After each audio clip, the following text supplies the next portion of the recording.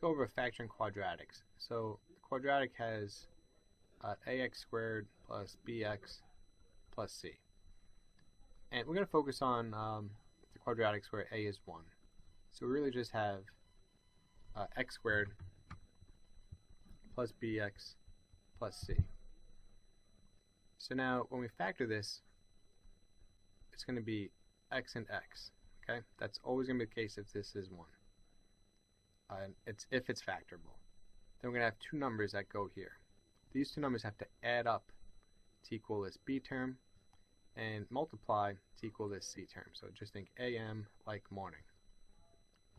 Alright, so let's look at a real example. So we have x squared plus 6x plus 8. So x and x. So add up to 6 and multiply to equal 8.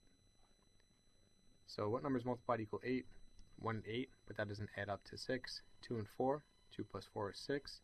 So that's it, x plus 2, x plus 4. And it doesn't matter where these are written. If it was written as x plus 4, x plus 2, that would also be correct. Let's try this one. It's very similar to the last one, except here we have a negative. We're still going to follow the same rules though. X and x. Adds up to negative 6 and multiplies to 8. So if that's to multiply by a positive number, the signs have to be the same. So either positive and positive or negative and negative. But two positives can't add up to be a negative, so they have to be negative and negative. So what two negative numbers multiply to equal 8 and add up to 6? Negative 4 and negative 2. So negative 4 times negative 2 is 8. Negative 4 plus negative 2 is negative 6. So we got a different one.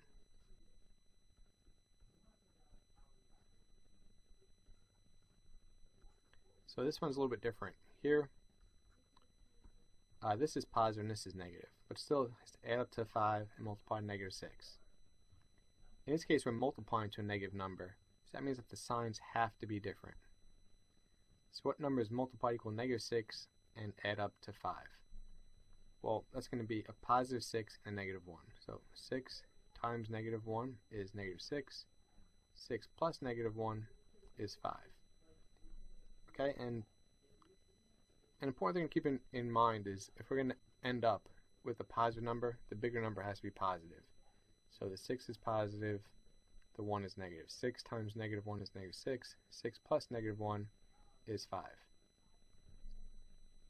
And if you're wondering how does this work out, let's actually just FOIL it. So if we distribute and multiply these two, we should get the same thing. So let's multiply this back out.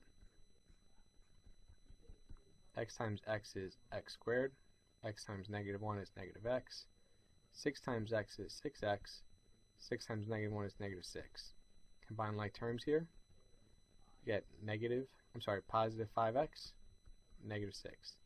So because we got the same thing, that means that this is the correct way to factor it. Let's look at this one. X squared minus 4x minus 21. So let's factor this one. X and x. To add up to negative 4, multiply to negative 21. So because that's multiplied to be a negative number, the signs have to be different. So what two numbers multiply to equal negative 21 and add up to negative 4? So what two numbers are 4 apart to multiply to be 21? Well, 7 and 3. Okay, and we see that we're going to end up with a negative number when we add them together, so the bigger number should be negative. Negative 7, positive 3. And let's just do that work on the side. So 3 times negative 7 is negative 21. 3 plus negative 7 is negative 4. So they add up to negative 4 and multiply to 21.